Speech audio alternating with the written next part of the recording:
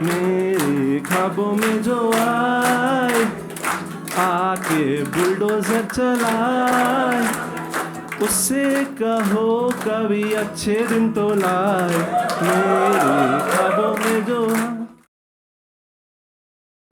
तो इसी बात पे पॉलिटिकल जोक्स कर लूँ मैं।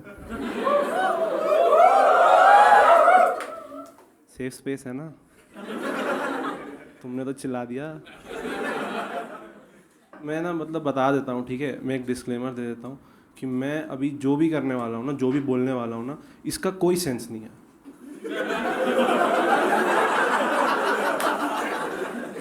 Just like democracy in India, कुछ भी हो रहा है भाई देश में, कुछ भी हो रहा है। मंदिर का चंदा चोरी हो गया। तुम सोच रहे हो 30 साल इन्होंने लड़ाई लड़ी कि मंदिर वहीं बनाएंगे, चंदा उसका चुराएंगे, फिर ड्राइवर को फंसाएंगे। इस देश में कोई भी कांड होता है, ड्राइवर फंस जाता है। ये जोक मेरे ड्राइवर ने लिखा है। कुछ भी हो रहा है भाई, प्रोटेस्ट से सोनम वांगचुक किडनैप हो गया, वो भी लाइव। ये कैसी डेमोक्रेसी चल रही है भाई? आप देख रहे हो प्रोटेस्ट, मैं भी गया था प्रोटेस्ट में 20 जुलाई को जंतर मंतर। जैसे ही पुलिस ने मुझे 2 लाठ मारी,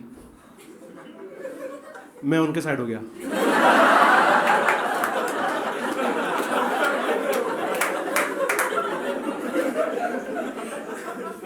जस्ट लाइक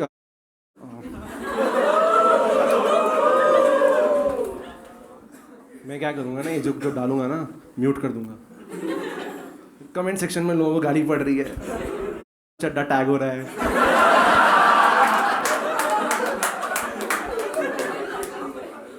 तुम सोच रहे हो एक स्टेटमेंट ने कितना हंगामा खड़ा कर दिया? एक स्टेटमेंट ने, जो हमारे चीफ जस्टिस ऑफ इंडिया हैं, the monk who sold BJP's Ferrari. क्या स्टेटमेंट दिया भाई, Indian youth is like cockroaches. मुझे तो ऐसा लगता है ना कि ये स्टेटमेंट इनकम्प्लीट है। पूरा स्टेटमेंट ये होना चाहिए था कि Indian youth is like cockroaches and Indian politicians is like छिपकली। एग्जाम्पल से समझते हैं क्लास, ठीक है। जैसे देखो, छिपकली जब भी किसी मुसीबत में पड़ता है ना, जैसे उसके पीछे कोई जानवर लग जाए, तो वो अपने बचाव में वो अपना पूंछ फेंक देता है और एक नया पूंछ उगा लेता है। जैसे किसी छिपकली के पीछे ईडी लग जाए, सीबीआई लग जाए, वो तुरंत अपना पूंछ फेंक देता है और एक नया पूंछ उगा लेता है, रंग का। फॉर एग्जाम्पल चड्डा। छिपकली कभी कोई बात नहीं करता, हमेशा चुप रहता है। जैसे हमारे प्रधानमंत्री, मैं मनमोहन सिंह की बात कर रहा हूँ भाई, वही तो चुप रहता है ना हर मुद्दे पे। मणिपुर हो गया, चंदा चोरी हो गया। एक तो भाई आज सुबह सुबह धर्मेंद्र प्रधान ने रिजाइन कर दिया। मैं 2 जोक्स लिख के आया था, मेरा जोक खराब हो गया है। क्या बोलूं मैं अब, फिर भी मैं थोड़ा चेंज करके बोलूंगा। भाई देखो, मुझे लगता है ना गलत प्रोटेस्ट था भाई। ये क्या प्रोटेस्ट है, रिजाइन कर दो, कुछ भी बार रिजाइन कर दो। अकाउंटेबिलिटी ये नहीं होती है कि आप रिजाइन कर दो, अकाउंटेबिलिटी होती है काम करना। अभी देखो उन्होंने रिजाइन कर दिया, अब एक नया एजुकेशन मिनिस्टर बन जाएगा। आप मान लो जो बेस्ट कैंडिडेट है एजुकेशन मिनिस्टर बनने का, मोदी जी, वो अगर वही बन जाए तो वो क्या रिफॉर्म्स लाएंगे भाई? आप सोचो, 1 nation 1 school uniform, white shirt brown pant,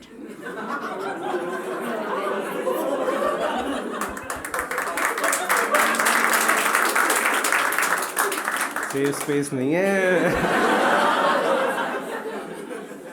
तुम सोच रहे हो वो सब्जेक्ट्स के नाम बदल देंगे? ज्योग्राफी, मोदी जी के foreign trips. Chemistry, Modi and Melanie. History, Nehru की गलतियां। नहीं पढ़ पाऊंगा भाई मैं ऐसे यार। तुम समझ रहे हो, मोदी जी स्कूल्स बनाएंगे, फीस चोरी हो जाएगी। नहीं पढ़ पाऊंगा भाई। मैं इसीलिए कहता हूँ कि हमें ना एडुकेशन ही हटा देना चाहिए, नीट ही हटा दो, फिर क्या पेपर लीक। नहीं, मैं नहीं, मुझे नहीं पढ़ना। मुझे कोई, देखो भाई, जो मैं अनपढ़ रह के कर सकता हूँ वो आप पढ़ लिख के कर ही नहीं सकते। देख लो मैं स्टेज पे हूँ। क्यों पढ़ना? मेरे पापा बार बार मुझे कहते रहते हैं पढ़ो पढ़ो लिखो, पढ़ोगे आगे बढ़ोगे। मैं क्यों पढ़ूँ भाई? मैं आर्गुमेंट हो गया मेरा उनसे। मैंने पहले बेल्ट छुपाई, फिर मैंने आर्गुमेंट किया उनसे कि क्यों पढ़ूँ मैं इस देश में। भाई अगर आपने एसएससी के 2 पेपर निकाले, ठीक है, उसके बाद आपने एक फिजिकल टेस्ट निकाला, उसके बाद आपने इंटरव्यू निकाला, तो आप इतने क्वालिफाइड हो कि आप प्रधानमंत्री को चाय सर्व कर सकते हो। वो स्टाफ नहीं आते पेपर लेगा कि सर इसमें अंगूठा साइन करिएगा। इसके लिए इतना एग्जाम लगता है भाई, तो क्यों पढ़ूं मैं जब मैं अनपढ़ रह के प्रधानमंत्री बन सकता हूं। हाँ, कोई क्वालिफिकेशन नहीं चाहिए भाई। क्यों क्यों पढ़ूं मैं इस देश में? भाई अगर आपको डॉक्टर बनना है तो पहले आप 11-12 घसो, उसके बाद आप नीट निकालो। खैर वो तो आप, पर इन एन आइडियल केस आप नीट निकालो, उसके बाद आप 5 साल MBBS करो, 5 साल MBBS करने के बाद आप 3 साल पोस्ट ग्रेजुएट करो, उसके बाद एक लाइसेंसिंग का एग्जाम दो। इतना कुछ करने के बाद आप एक पैरासीटामोल लिख सकते हो। लेकिन कोरोना की दवाई गोमूत्र है।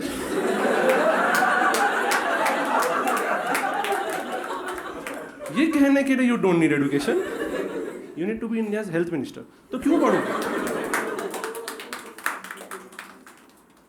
तो जब मेरे पापा ने ये सुना ना, उस दिन मुझे एक बात पता चली कि मेरे बाप के पास 2 बेल्ट है।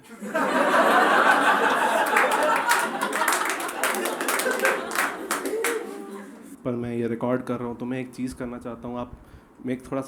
मैं एक ना रील शूट करना चाहता हूँ जिसको ना मैं ऐसे काट कर डाल दूंगा, ठीक है? तो मैं यहाँ स्टेज से बोलूँगा मोदी जी आप बोलना लव यू। रील काट के डाल दूंगा, वायरल। ठीक है ना? डन डन सब करोगे ना भाई? ठीक है चलो। मोदी जी, मोदी जी भाई कैसे हो भाई तुम लोग यार? मरवाओगे क्या भाई? प्लीज कर दो भाई। Take 2। Modi ji, Modi ji, Modi ji, welcome to Republic TV. क्यों चौंक गए ना भाई? आई लव इंडियन मीडिया भाई। लोग इतना क्रिटिसाइज करते हैं मीडिया बिक गई है, पॉलिटिशियंस बिक गए हैं। मैं तो पॉलिटिशियन तो बिक ही गए हैं, सॉरी। पर मीडिया बिक गई है, फ्रीडम रैंकिंग गिर गई है। मुझे लगता है एक कलेक्टिव जो हमारे बारे सोचती है वो है इंडियन मीडिया। वो तो ऐसे बोली भाई तो सही बोल रहा है। एक कलेक्टिव जो हमारे बारे सोचती है वो इंडियन मीडिया। क्योंकि देखो बिग बॉस साल में एक बार आता है,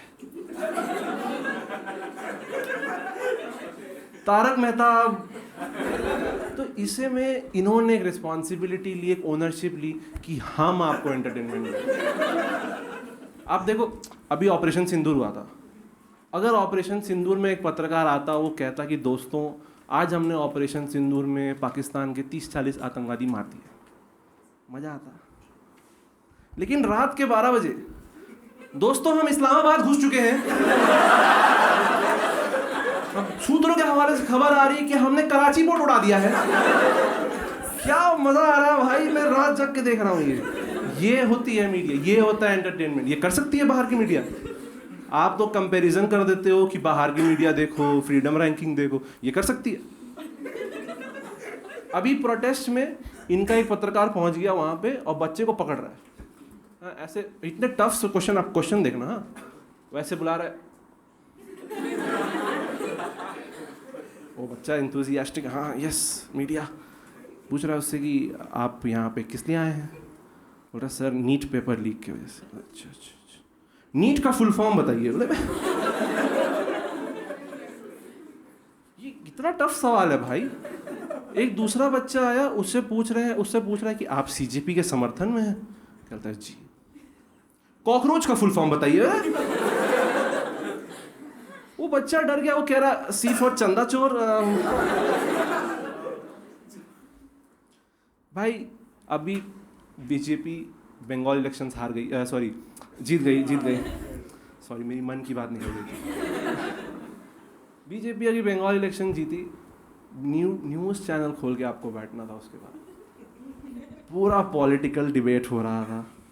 हाँ, मैंने देखा कि आज तो किसी पत्रकार को दलाल बोला जाएगा, आज मज़ा आएगा। मैं बैठ गया देखने, तो मैं देखा कि कांग्रेस का स्पोक्स पर्सन, टीएमसी का स्पोक्स पर्सन, बीजेपी का स्पोक्स पर्सन, खैर वो तो अर्नब खुद ही था, एक और भी था, ये लोग सब आपस में डिबेट कर रहे हैं, पॉलिटिकल बातें हो रही हैं। उसके बाद मतलब मज़ा नहीं आ रहा था, लेकिन यही इंडियन मीडिया की इंटेलिजेंस है। वो तुरंत समझ गए कि मज़ा नहीं आ रहा है।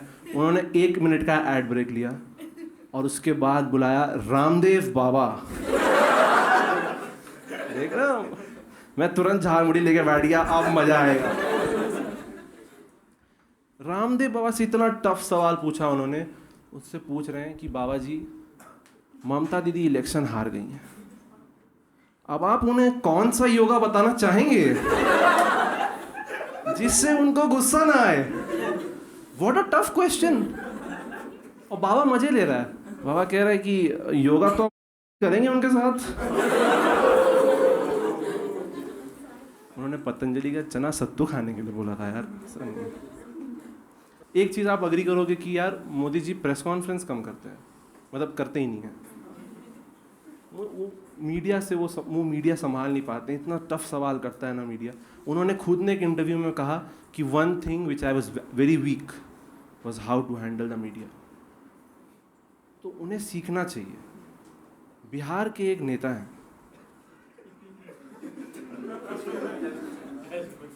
बाहुबली सिंह, जानते हो आप उनको? जो नहीं जानते मैं बताऊं, वो एक मीम नहीं है जिसमें पत्रकार उनसे पूछ रहा होता है तो वो कहते हैं लौड़े का सरकार है। आप साफ समझिए, ये है वो, ये तरीका होता है मीडिया को हैंडल करने का। ये नहीं कि पानी पिया, दोस्ती बनी रहे और चल दिए। इनसे सिंह से एक जन ने सवाल पूछा, पत्रकार ने, कि अगर आप सत्ता में आएंगे तो आप युवाओं को रोजगार देने के लिए क्या करेंगे? तो ये कहते हैं कोशिश करेंगे।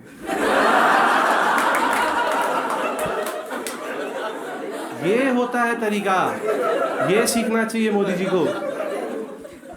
एक बार इनके पास पत्रकार आया, कह रहा है कि नीतीश जी के भी राज में मर्डर हो जा रहा है। तो कह रहे हैं कि मर्डर को कोई रोक सकता है? आप पत्रकार हैं, अभी हम आपका मर्डर कर दें, क्या करेगी गवर्नमेंट? ये तरीका होता है भाई। यार आखिरी बिट के लिए मैं गिटार ले आऊं?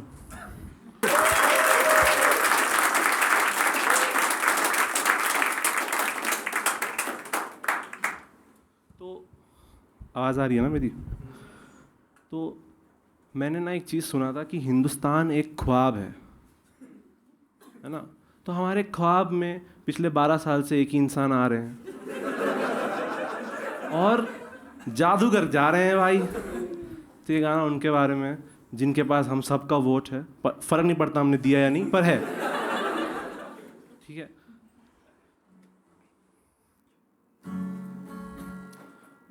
मेरे ख्वाबों में जो आए, आके नोटबंदी कर जाए।